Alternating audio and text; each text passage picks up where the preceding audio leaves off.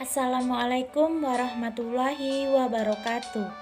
Perkenalkan, nama saya Maizura, NPM 2169 10160.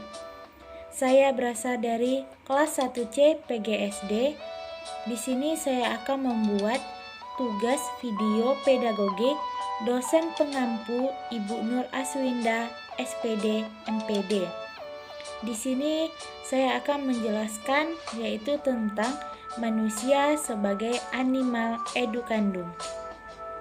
Pendidikan hanya untuk manusia.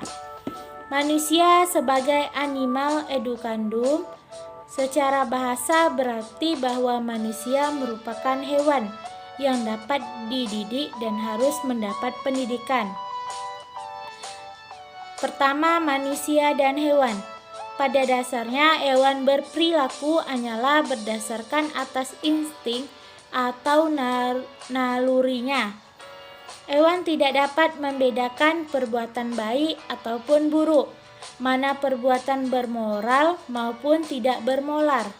Hewan tidak memiliki hati nurani, tetapi mampu memiliki nilai-nilai, tidak memiliki perasaan. Hewan tidak akan memiliki perasaan bagaimanapun manusia berusaha menyampaikan pada hewan tersebut. Pendidikan pada hakikatnya akan berusaha untuk mengubah perilaku, tetapi perilaku mana yang dapat terjangkau oleh pendidikan karena hewan pun adalah makhluk yang berperilaku. Dalam hal ini, Profesor Konstan mengungkapkan beberapa jenis perilaku dari berbagai makhluk sebagai berikut. Yang satu, anorganis, yaitu suatu gerakan yang terjadi pada benda-benda mati tidak bernyawa. Yang kedua, organis atau nabati, yaitu yang terjadi pada tumbuh-tumbuhan. Yang ketiga, hewani. Perilaku ini lebih tinggi derajatnya dari perilaku nabati. Yang keempat, manusiawi, merupakan perilaku yang hanya terdapat pada manusia. Yang kelima, mutlak, di mana manusia dapat berkomunikasi dengan Maha Pencipta. Mengapa manusia harus dididik? Beberapa asumsi yang memungkinkan manusia harus dididik dan memperoleh pendidikan, yaitu yang A, manusia dilahirkan dalam keadaan tidak berdaya. Yang B, manusia lahir tidak langsung dewasa. Untuk sampai pada kedewasaan itu sendiri memerlukan proses yang panjang dan waktu yang lama. Yang C, manusia anak didik hakikatnya adalah makhluk sosial. Ia hidup bersama dengan sesamanya.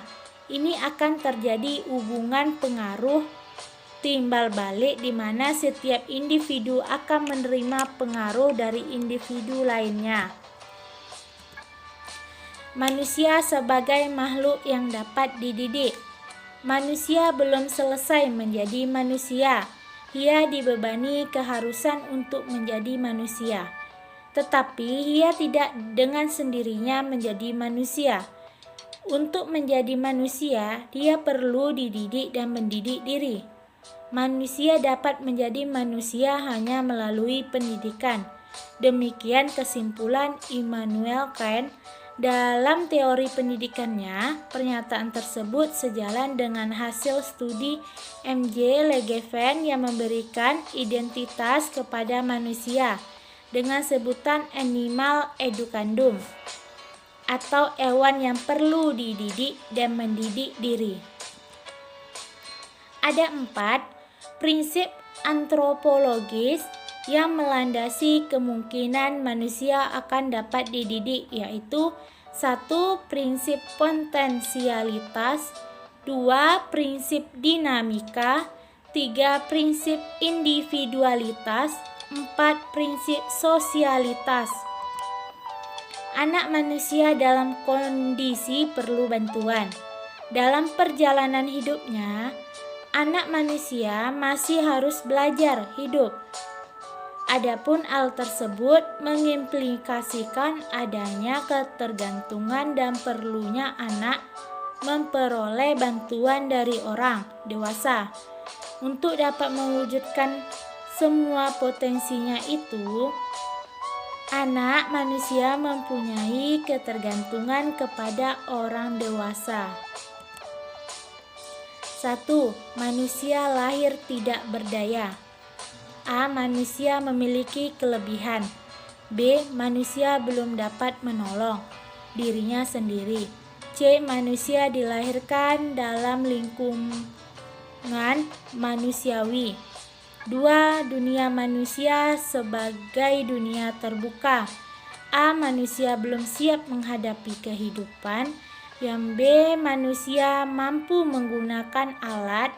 Yang C. Manusia sebagai makhluk yang dididik. 1. Faktor-faktor mempengaruhi manusia, perkembangan manusia.